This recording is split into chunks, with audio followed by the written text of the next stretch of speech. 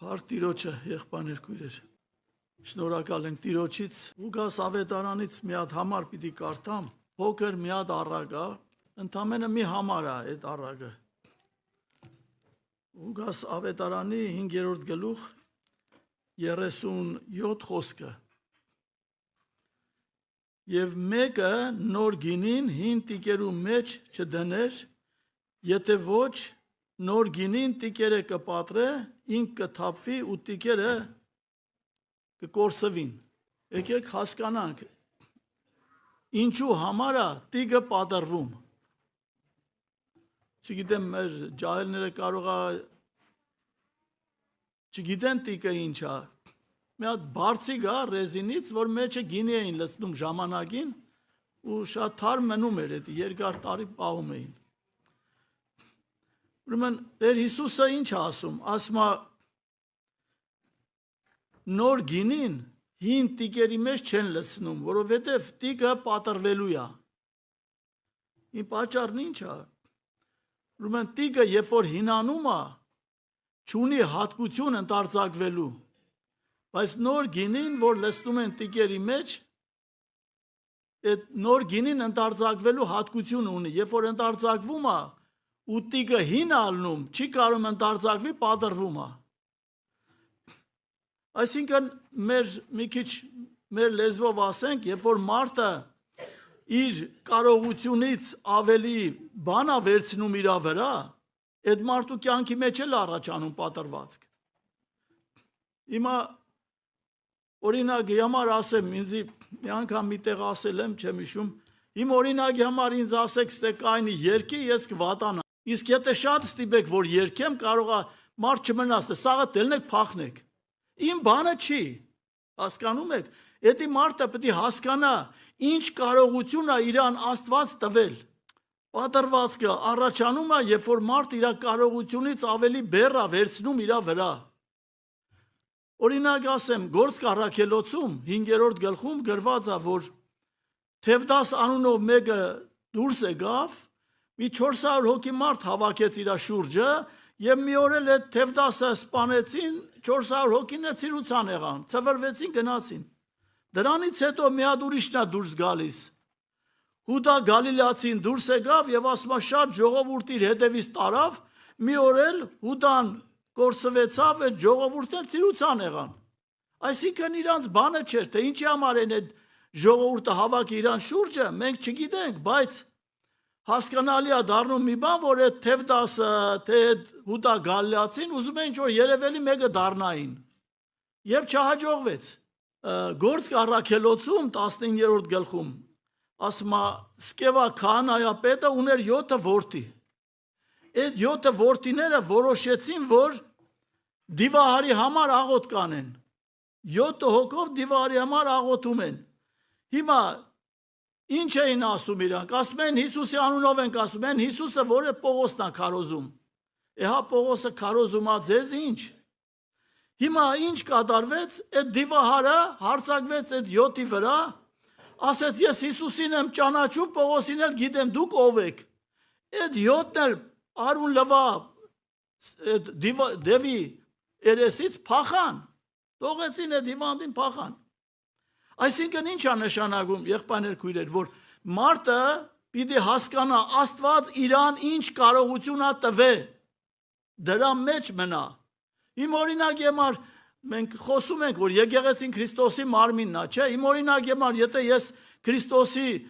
գլխի մի հատ մազն եմ, ինչ վատ բան է դա։ Պատվավոր բան չի։ Ճիշտ է թե չէ։ Հիմա ես պիտի հասկանամ իմ տեղը, իմ դիրքը։ Հիմա երկրորդ խնդիրը պատրվածքի ժամանակ մարդը դիպում է մարդկային քայլերի։ Այսինքն հիմա օրինակ դեպքերը եղել, որ մեկը սուտ է խոսացել, հիմա ասում ես եղբայր չի կարելի, չէ, սուտ ես խոսում։ Հիմա մի հատ ուրիշ սուտ է հորինում, որպեսզի այդ իր սուտը արդարացնի։ Ավելի վատ չի, այդ մարդկային քայլերի ես դիպում։ Այն մի հատ ներողություն ասա, պրծի էլի։ Ավելի հեշտ չի, քան թե մի հատ սուտ հորինես։ Հիմա պատրվածքի ժամանակ մարդը մարդկային քայլերի է անցնում։ Օրինակի համար ասեմ, երբ որ մեկի տիկը պատրվել է, ինչ է անում այդ մարդը, փորձում է պահի այդ տիկը, որ գինին մեջի չթափվի, չէ, մի բան ուզում է անի, հիմա մեկը ինչքան ուզում ես պահի, այդ մեկը պիտի գինին թափվի, հիմա կարող է ինչ-որ չափով կարենաս հասցնես մարդկային քայլեր անես, այդ գինուց մի բան պահես, օրինակ եմ ասում, հիմա հոգևոր դաշտ անցնենք, օրինակ համար ծննդոց 3-րդ գլխում, երևի ես հույս ունեմ, որ կարդացած կլնեք, Ադամն ու Եվան մեղանչեցին, հիմա մեղանչելուց հետո ինչ արեցին, երբ որ տեսան, որ հասկացան, զգացին, որ իրանք մերկ են, հիմա իրանց մերգությունը ուզում են ծածկեն, ինչ արեցին, հիշում եք, թզենից տերևներով իրանց փորձեցին իրանց շոր կարեն, իրանց մարդկային հասկացողություն այդքան էր, բայց հլա եկեք մի հատ լուրջ մտածենք, թզենից տերևներից, որ մեկը շոր է կարում իրան, ծածկի իրան մերգությունը, այդ թզի տերևը քանի օր կար այդ մերգությունը պահի, չերևա, մի օր, երկու օր, այդ թզի տերևը թառամելու է, չորանալու է, փշրվելու է, թափվի, էլի այդ մերգությունը պետք է երևա, ինչքան ուզում ես մարդկային օրեն, թզից տերևներ, ինչքան ուզում ես լավ տերևով շոր կարի քեզ, միևնույն է, էլի նորից մերգությունը բացվելու է, մի երկու օրից, երեք օրից թող ելնի ամենաշատը, այսինքն մարդը դիմում է մարդկային քայլերի, որպեսզի ցույց չտա, որ ինքը ով է, հիմա մեղանչելուց հետո օրինակ ծննդոց 3-րդ գլխում Աստված եկավ հանդիպելու Ադամին ու Եվային, հիմա Ադամի Եվայի կյանքի մեջ այդ պատրվածքը առաջացել էր, հիմա Աստված եկել է, ասում է ձայն է տալիս Ադամին, ասում է Ադամ ուր ես, հիմա Ադամը ինչ ասում, ասում է քո ձայնը լսեցի, ես ծառերի մեջ թաքնվել եմ, ինչի ես թաքնվել, ես զգացել է, որ ինքը մերկ է, արդեն ամաչում է Աստծո առաջ կանգնի, հիմա Աստված հարցնում է, ասում է կերար այդ ծառի պտուղից, որ ես քեզ արգելել էի, ասում է Տեր Աստված, ես չկերա, այս կինը որ տվեցին ինքը ինձ համոզեց, ես էլ կերա, այսինքն չի ուզում ասի ես եմ մեղավորը, հիմա Եվային է հարցնում Աստված, ասում է Եվա ինչ արեցիր, ասում է Տեր Աստված, ես հո մեղավոր չեմ, ես օծին ստեղծեցիր, են էլ եկավ ինձ խաբեց, ես ինչ մեղավոր եմ, այսինքն ուզում ասի մեղավորը դու ես, որ օծին էիր ստեղծել, հիմա մի խոսքով ինչ եմ ուզում ասեմ, երբ որ պատրվածքը առաջանում մեկի կյանքի մեջ, մարդը միշտ փորձում է իր մարդկային քայլերով ծածկի էդի, այնց մեր լեզվով ասած ծածկա դմպոց անի, ոչինչ թող չիմանան ես ով եմ, Էլա մի օր, երկու օր, երեք օր, մի օր կերևա, չէ վերջի վերջո դու ով ես։ Հիմա մեկ ուրիշ դեպք ենք նայում առաջի թագավորած գրքում։ Հիմա երբ որ Աստված Սավուղին ուղարկել էր ամաղեկացիների դեմ պատերազմի, ասել էր գնա, կոտորի իրանց, ես քեզ հաղթանակ եմ տալու եւ այդ երկրից ոչ մի բան չբերես քո երկիրը։ Հիմա ինչևից է գնաց Սավուղը պատերազմեց, հաղթեց,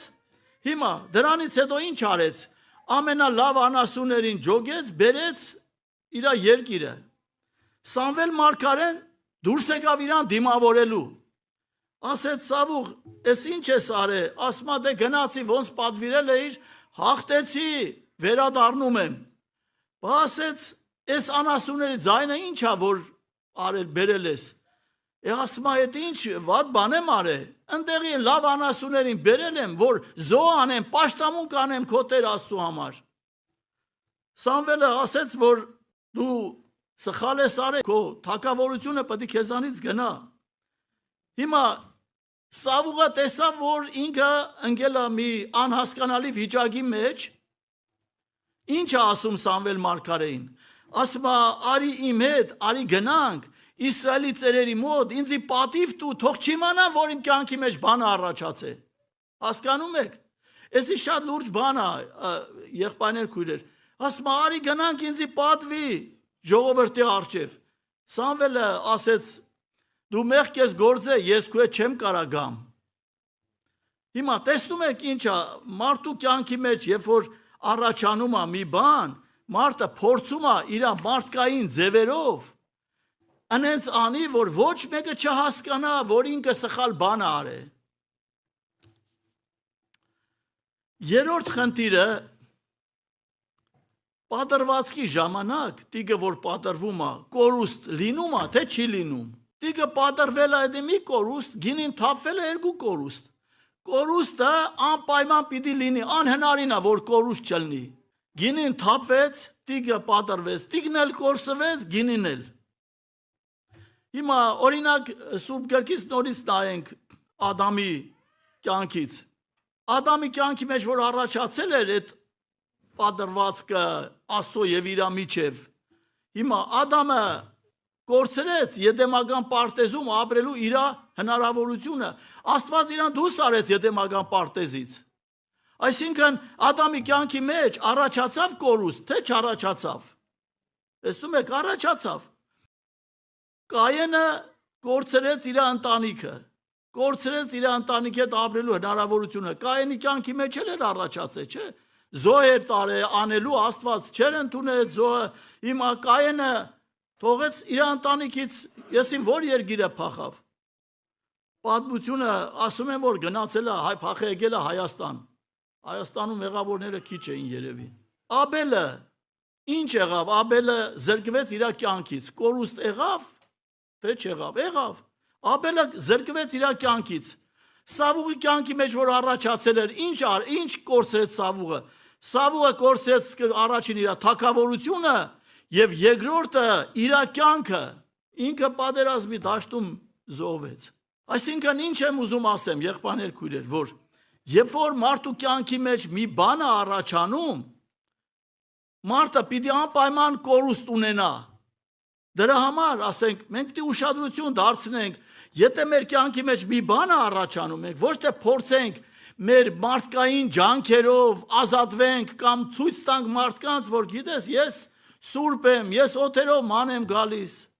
Հիմա հաջորդ խնդիրը պատրվածքից հետո մարդը կորցնում է, այսինքն տիգը կորցնում է կարողություն որևէ բան իր մեջ պահելու։ Հիմա եթե տիգը պատրվել է, այդ պատրված տիգի մեջ դու կարաս նորից գինի լցնես։ Այդենց մարդ կա, որ գինի նորից լցնի մեջ ասի, պատրվել է, ոչինչ լցնեմ։ Լցնես, այդ տիգը ի վիճակի չի գինի իր մեջ պահելու։ Իզուրա, լցնես, էլի պետք է կորուստ ունենաս։ Այսինքն պատրվածքից հետո հիմա գանք մարդուն, մարդը կորցնում է կարողությունը իր մեջ մի բան պահելու։ Հիմա ասեմ օրինակ, ինչպես ենք հասկանում, որ տիգը պատրված է։ Երբ որ ուզենաս օգտագործես, այդ ժամանակը երևալ, կարողանես չերևա, օրինակ եթե տիգը դրված է գետնին, այդ տակից պատրվել է, չի երևում, չէ՞։ Չի երևում, բայց ոնց ես հասկանալու, որ պատրված է։ Եթե մի բան լցնես մեջը, տեսարել նորից տակից գնում է, բռնես նորից գինի լցնես մեջ, ասես, դե ոչինչ թող գնա։ Այդ բան ով կանի։ Հիմա, երբ օգտագործում ես այդ ժամանակ հասկանում ես, որ տիգը պատրված է։ Օրինակ ասեմ, դեպքեր ա եղել, որ ինչ որ մի հարցի շուրջ եղբայրներով զրույց են անում, ինչքան փորձում ես ասես ճիշտը սենցա գրված։ Մարդկա ասում է, չէ, չեմ ընդունում, մի ընդունի, ոչ չեմ ասում ընդունի, բայց եթե սենցա գրված, մեղավորը ով է։ Ես եմ մեղավորը, որ տենց է գրած։ Հիմա հիշել եմ այդ համար, ասում եմ սենց է գրված։ Հիմա, բայց մարդկա չի ուզում ընդունի, ինչի համար, պատճառը ինչ է, պատրված կա իր կյանքի մեջ, չի կարողանում ընդունի։ Հիմա, տեսեք, Աստված երրորդ գլխում ծննդոցի, որ ասեցի,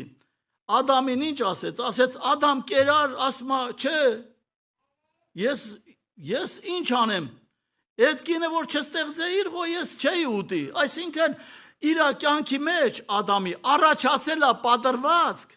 բայց Աստված էլ իր հետ խոսում է, էլի չի ընդունում, դու պատկերացնում եք ինչ ասա, ասմա չէ, ես եփ եմ կերել, որ ես այդ կինը, որ տվեցիր, Ես մեղավոր եմ, որ այդ կնոջը բերիր դրիր կողքս։ Վրաս այդ են չէ ասում։ Հիմա դեպքեր ա լինում, որ ասում ենք մեկը ենթադրենք խոստովանվում ա իր մեղքը, ասում ա գիտես եղբայր ջան, ես ինչը սենց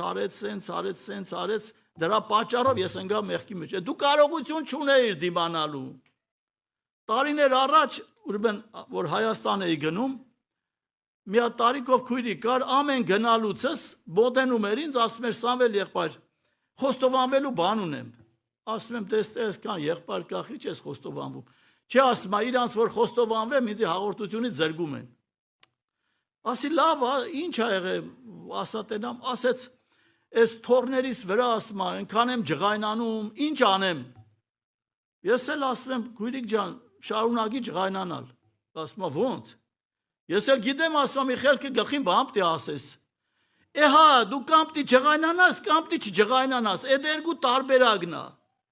Հիմա, քանի որ դու չես կարում չջղայնանաս, ուրեմն երկրորդ տարբերակը պիտի անես։ Պիտի ջղայնանաս այնքան, մինչև դու հասկանաս, որ քո ուժերով չի։ Աստված պիտի անի քո կյանքի մեջ մի բան։ Ինչևից է, հիմա Ադամի խնդիրը հասկացանք, ասեց, այս կինն էր, ասում ա դու ես, դու չստեղծեցիր իրան։ Դու չբերեցիր իմ կողքը դրիր այս կնոջը։ Բա ինքը տվեց, ես էլ կերա։ Այդ կնոջը չստեղծեիր, ես էլ մեղքի մեջ չէի ընկնի։ Նույնն էլ Եվան արեց, ասեց այս օծին դու ստեղծեցիր Տեր Աստված։ Այսինքն բոլոր դեպքերում Ադամի ու Եվայի խնդիրը իրանք բերեցին, մեղավոր հանեցին Աստծուն։ Հիմա նույնը մեր կյանքի մեջ տես բաներ շատ ալնում, չէ, ասում ենք այս եղբայրը սենց արեց, ես ինձ գցեց մեղքի մեջ։ Լավ, հիմա բա ոնց անենք, ոչ մի հատ եղբայր պիտի չլինի, որ մեղքի մեջ չընկնենք։ Քույրիկներն էլ թող մտածեն, որ պիտի ոչ մի քույրիկ չլինի, որ իրան չգցեն մեղքի մեջ։ Էսի հոգևոր պատրվածքի արդյունք է։ Մի կարևոր խնդիր էլ կա այստեղ Ծննդոց 4-րդ գլխում, ուրեմն երբ որ Կայենը գնացել էր զոհ անելու, Աստված իր զոհը չընդունեց։ Հիմա Կայենը բարկացավ, չէ՞։ Հիմա բարկանալուց հետո ինչ արեց գիտեք։ Կայենը գնաց իր եղբոր Աբելի մոտ, իր հարցերը պարզի Աբելի հետ։ Եթե քո խնդիրը Աստծո հետ է, եղբայրներ քույրեր, դու որ գնում ես մարդու մոտ, մարդուն ասես ես սենց մարդը քեզ կարա օգնի, ոչ մի բան չի կարա օգնի։ Մարդը քեզ ճիշտ ճանապարհ, ճիշտ ուղղություն չի կարա ցույց տա։ Սխալվել ես միտեղ, գնա Աստծուն ասա Տեր Աստված, ես սխալվել եմ, Աստծու մոտ գնալու փոխարեն Կայենը գնաց մարդու մոտ։ Մարդը ինչքան պետք է իմաստուն ու հոգևոր լուրջ լինի, որ իրան ճիշտ ուղղություն ցույց տա։ Հիմա եւ Կայենը իր եղբոր մոտ գնալուց հետո ինչի հասավ, ինչ վիճակի մեջ ընկավ Կայենը, ավելի բարկացավ, եղբայրներ քույրեր, ավելի բարկացավ եւ վեր կացավ իր եղբորը, Աբելին սպանեց։ Հələ մինչև այդ եթե բարկացած էր ոչինչ, բայց որ գնաց հիմա Աբելի մոտ, Աբելը ինչ ասեց իրան, ես չգիտեմ, Աբելը չէր գովալու իրան։ Աբելը պետք է ասեր ճիշտ արա, Աստված կընդունի քո զոհը։ Աբելը ավելի նեղացրեց, ինչ ասեց չգիտեմ, բայց Կայեն այնքան բարկացավ, որ վեր կացավ իր եղբորը սպանեց։ Երկրորդ օրինաց գրքում, ուրեմն մի հատ համար կա, այդ համարը կարդամ։ Աստված ասում է, երկրորդ օրինաց առաջի գլուխ 43 խոսքը։ Ես ալ ձեզի խոսեցա, բայց դուք մտիկ չարիք։ Այսինքն Աստված էլ որ մեկը տգարացել է, Աստված իր հետ կարա խոսա, թե չի կարա։ Կարա խոսա, բայց մարդը էդի չի ընդունում, որ Աստված է իր հետ խոսում։ Հիմա օրինակ եմ ասեմ մի բան։ Հիմա ենթադրենք եղբայրը մի խոսք է խոսում ստեղից։ Այդ խոսքը քո վրա ազդում է ինչ որ ձևով, քեզ հասկացնում է քո սխալ քայլը։ Հիմա այդ եղբայրը որտեղից իմանա քո սրտում ինչ սխալ կա։ Այդպես մարդ չկա։ Հիմա ես նայստեղից խոսում եմ, ես ինչ գիտեմ, ում սրտում ինչ խնդրեմ կա, չեմ կարա իմանամ ես։ Բայց Սուրբ Հոգին գիտի դու ինչ խնդիր ունես, կարող է մի խոսքը վերցնում է ու քո սրտին է կպնում, որպեսզի քեզ հասկացնի քո սխալը։ Աստված ասում է, ես ալ ձեզի խոսեցի, բայց դուք մտիկ չարիք, հապա ինչ արիք։ Տիրոջը հրամանին դեմ դրիք եւ համառություն անելով լերը ելակ։ Այսինքն մարդը եթե Աստված խոսում է մարդու հետ, մարդը չի ընդունում, հագարակվում է, ասում է լերը ելակ, այսինքն քեզ ավելի բարձրացրեցիր։ Դու չես ուզում, որ Աստված քեզ հետ խոսա, դու քեզ ավելի բարձրի տեղ ես դնում։ Բայց Աստված է քեզ հետ խոսում, ինչու չես ուզում դու խոսքը ընդունես, որ դու պակասություն ունես այդ խոսքի մեջ, որ քո մոտ կա ինչ-որ տկարություն, որ քեզ պետք է, որ դու Աստծո խոսքը լսես եւ ուզենաս ուղեղվես։ Ինչքան մարդը ցածրանա, այնքան Տիրոջ շնորհքը իր վրա այնքան կիջնի, կավելանա։ Հակոբոս առաքյալը 4:6-ում ասում է. Աստված շնորհքը տալիս խոնարհներին, բայց հպարտներին, ամբարտավաներին հակառակ է կենում։ Իմ օրինակ եկեղեցում ինչի համար է սատանեն միշտ ուզում է, որ հպարտացնի։ Չի ուզում հպարտացնի, թե քույրերին, թե եղբայրներին, չի ուզում, սատանեն ուզում է հպարտացնի, ինչի համար, որպեսզի Աստված հագարակվի այդ եղբորը կամ այդ քրոջը, որ Աստծո շնորհքը չհասկանա ու չընդունի։ Հպարտության միակ նպատակը սատանի կողմից դա է, եղբայրներ, քույրեր։ Դրա համար Աստված ասում է, ես ձեզ հետ խոսեցի, բայց դուք մտիկ չարիք, հապա Տիրոջը հրամանին դեմ դրիք եւ համառություն անելով լերը ելակ, դու ավելի քեզ բարձրացրեցիր։ Ինչքան շատ քեզ բարձրացնես, այնքան շնորհքը քո կյանքի մեջ Աստծո շնորհքը կպագասի, չի ավելանա, որովհետեւ Հակոբոսը դենց էլ ասում է Աստված խոնարհներին է շնորհք տալիս, ամբարտավաններին, հպարտներին հակառակվում է։ Եթե Աստված քեզ հակառակվի, դու ինչքան ուզում ես խոսա, լավ բաներ ասա, լավ բաներ արա, Աստված քեզ հակառակվել է, քո կյանքի մեջ լավ բան չի կարա իրականություն դառնա։ Թող Տերը մեզ օրհնի, եղբայրներ, քույրեր, ես այսքանով ուզում եմ վերջացնեմ, ուզում եմ որ աղոթքի կանգնենք,